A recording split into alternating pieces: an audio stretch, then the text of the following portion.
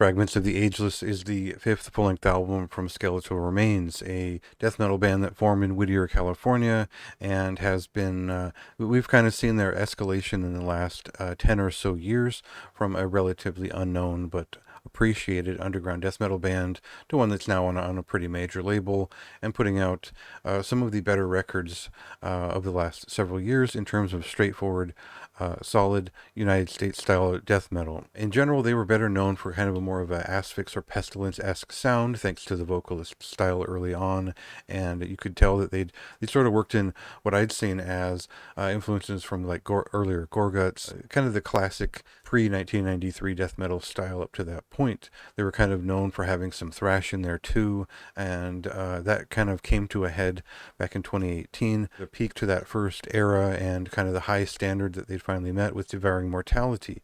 That record has held up extremely well, and it was a good example of modern, polished death metal that is not compromised by bullshit and the trends of the time. A lot of the records that came out in the last 5 years really don't hold up at all because they're just stuck in a trend that everyone else was doing.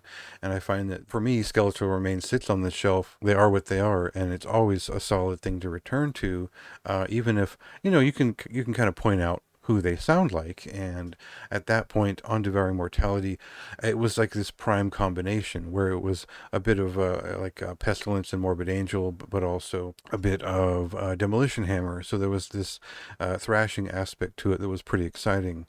And once they signed to Century Media and kind of moved on from that style, the Entombment of Chaos was more of a late 90s Morbid Angel style record. I would actually say maybe closer to Domination's style overall. It was a more brutal and immediate sound, certainly benefiting from the production style of Dan Spano, who tends to emphasize the drums in a certain way that lends itself to a band that are brutal in a sense. So we've got the follow-up to that record here, and you'll see that they've kind of leaned into that sound, and I would say perfected it. So we'll cut to a song here, and you'll get a sense of what I mean.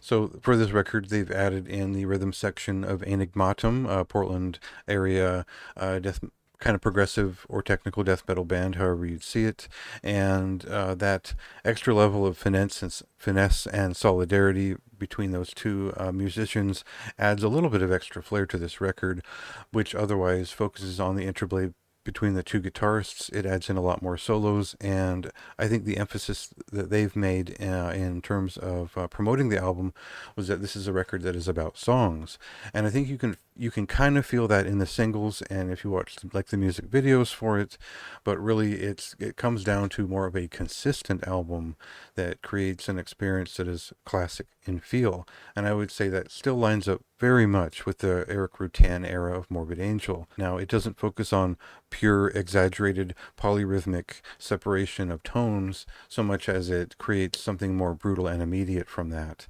And the complexity of it is still there, but I would say if you're a fan of Malevolent Creation or maybe Millennium Area Monstrosity, a lot of that will feel familiar and comfortable as you approach this record. While I wouldn't say that this is necessarily the best overall Skeletal Remains record for my taste, I think that you can't really deny that they've progressed album over time, and this will feel like a step beyond the last record. It doesn't negate the work done on the last record so much as it adds to it and builds upon it for an album that is immediately satisfying.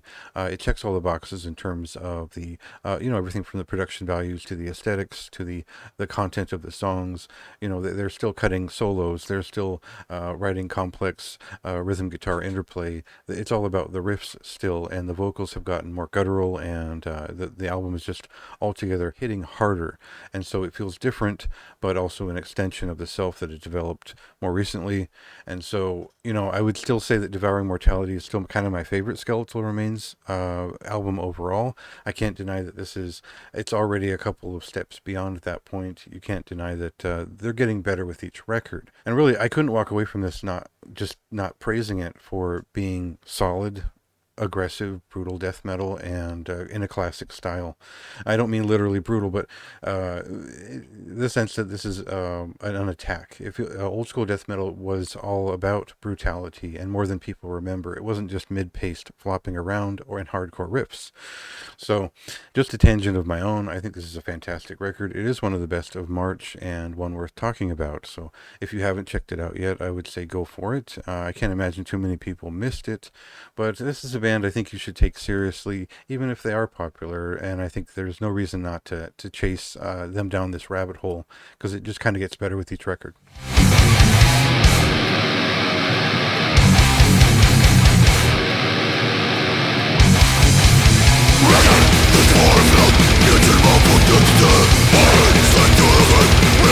Future,